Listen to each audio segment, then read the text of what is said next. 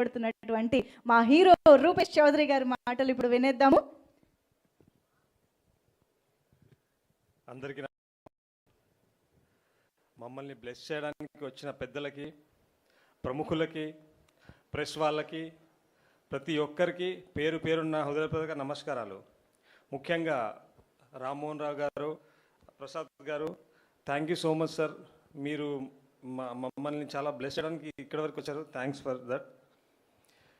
ఈ సినిమాలో చాలా పెద్ద పెద్ద గొప్ప టెక్నీషియన్స్ ఉన్నారండి. అది మీకు కనిపిస్తుంది అక్కడ. ఆ టెక్నీషియన్స్ మంజుష గారు చెప్పినట్టు నాది కాదండి, ఏదైనా అది క్రెడిట్ నాది కాదు. డైరెక్టర్ గారు రాసుకున్నారు అంత మంచి కథ, అంత అద్భుతమైన కథ నా దగ్గరికి రావడం అది నా అదృష్టం.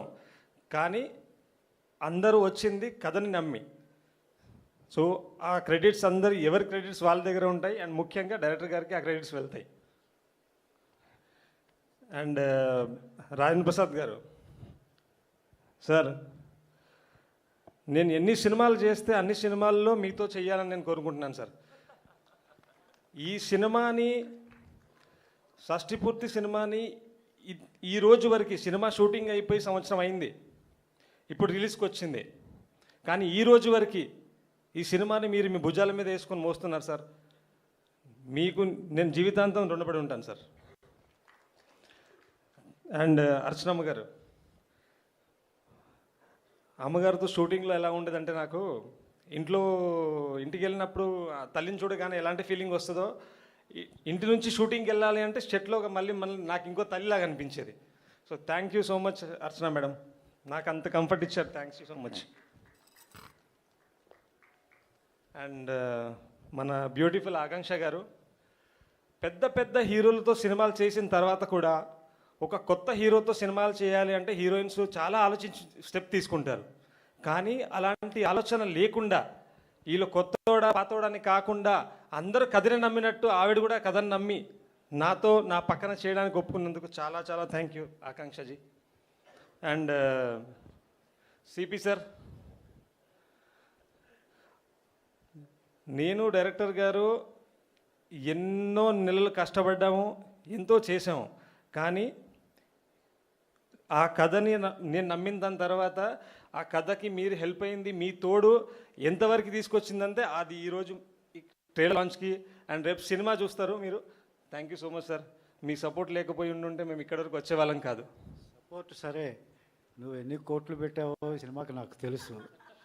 అది లేకపోతే ఏ సపోర్టు ఏం చేయలేదు. నమ్మి నువ్వు చాలా డబ్బు పెట్టావు. ఎంతనో నేను చెప్పను, ఇది పెద్ద సినిమా మాత్రం చెప్పగలను సార్. ఆబ్వియస్లీ పెద్ద సినిమా, కానీ నేను నమ్మింది కథని. కథ బాగుంటే డబ్బు పక్కన పెట్టేసి కథని ఆ కథకి ఎంత డబ్బు పెట్టాలో, ఆ కథకి ఎంత న్యాయం జరగాలో అనేది జరగాల్సిందే.